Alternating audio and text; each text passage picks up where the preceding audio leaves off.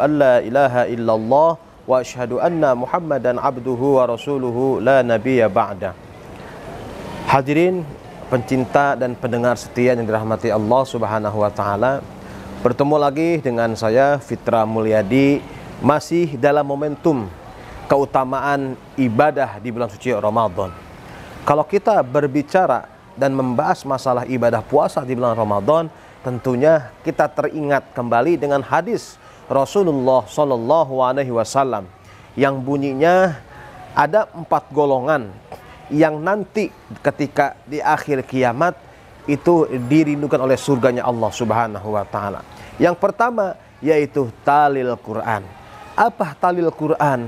Orang yang mendawamkan membaca Al-Quran. Di momentum ibadah puasa yang sangat mulia ini, maka disinilah umat Islam berlomba-lomba dalam kebaikan dengan sesuai hadis tadi, yaitu memperbanyak tadarus Quran. Karena dalam sebuah hadis, khairukum man ta'allamal Qur'ana wa 'allama.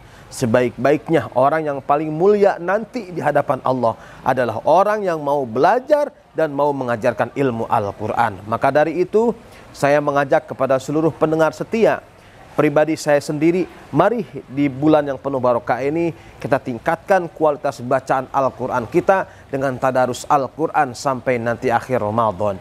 Hadirin yang dirahmati Allah. Yang kedua, golongan yang dirindukan surganya Allah adalah yaitu orang yang mau memberi makan terhadap orang yang lapar. Inilah kesempatan kita saudara-saudari. Kenapa? Sebab di saat bulan Ramadan banyak sekali selain orang yang haus, maka ini banyak orang yang lapar. Contohnya para musafir yang sedang dalam perjalanan itu bisa kita manfaatkan. Ketika dia tidak memiliki uang atau tidak punya uang lebih, maka disinilah kesempatan untuk berinfak dan bersodakoh berupa makanan. Sebab janji Allah, orang yang akan nanti dihisab amalan ibadah puasanya adalah orang yang paling mulia, adalah orang yang dimintai ketika semasa hidupnya untuk memberikan makan kepada orang yang lapar. Terutama adalah orang yang sedang saat puasa. Yang ketiga, golongan yang dirindukan surganya Allah Subhanahu wa taala, yaitu adalah orang yang selalu menjaga lisannya. Wa'idmul ji'an, ya. Gimana menjaganya? Dari ucapan-ucapan yang buruk, dari ucapan-ucapan yang sifatnya kotor.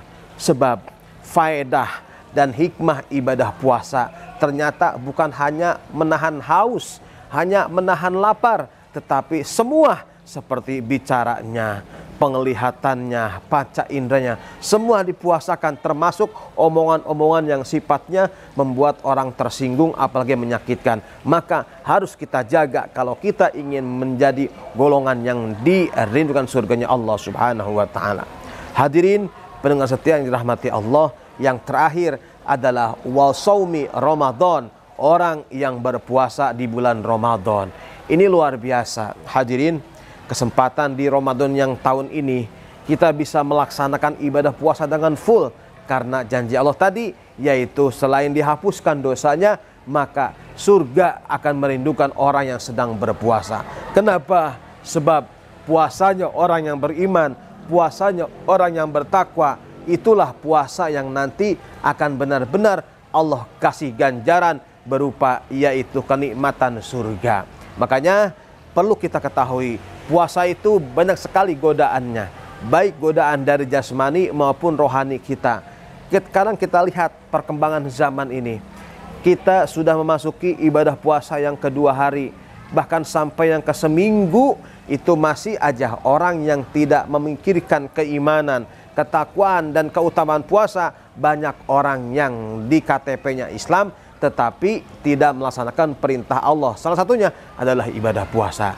Na'udzubillahi min dzalik. Maka dari itu saya mengajak kepada kaum hadirin, kaum muslimin wal muslimat, untuk selalu meningkatkan ibadah puasa kita, menjaga ibadah puasa kita supaya puasa kita diterima oleh Allah Subhanahu wa taala dan mendapatkan ganjaran Apa ganjarannya sesuai janji Allah? Yaitu surga yang nanti akan dinantikan bagi orang yang berpuasa dengan penuh keimanan dan ketakwaan. Amin ya rabbal alamin. Mudah-mudahan dengan 4 golongan yang tadi kita uraikan, semoga untuk menjadi motivasi kalian semua, kita semua, untuk semangat beribadah kepada Allah dan menggapai ridhonya Allah sehingga mendapatkan kenikmatan surganya Allah Subhanahu wa ta'ala.